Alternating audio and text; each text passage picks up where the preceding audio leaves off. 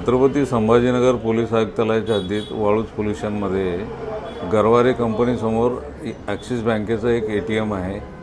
त्या ठिकाणी आज दिनांक 16 फेब्रुवारी रोजी रात्री 1:45 अज्ञात 4 इसमांनी तोंडाला रुमाल बांधून ATM कक्षामध्ये प्रवेश केला आणि त्यांच्याकडचे जे स्प्रे होते ते काळ्या स्प्रेने तिथल्या CCTV कॅमेऱ्यावरती स्प्रे मारून जे कॅमेरे आहेत ते बंद केले।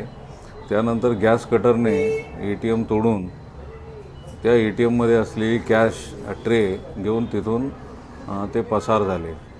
सदर घटनेची ती घटना सुरू असतानाच मुंबईच्या सर्व्हेलन्स टीमला सूचना मिळाल्याने त्यांनी ताबडतोब पोलीस नियंत्रण कक्ष छत्रपती संभाजीनगर येथे माहिती दिली। त्यानुसार रात्रगस्तीसाठी असलेले माननीय ACP प्रशासन हे जवळच पंढरपूर या ठिकाणी होते। तेथून अवघ्या 6 मिनिटांमध्ये साहेब त्या ठिकाणी पोहोचले।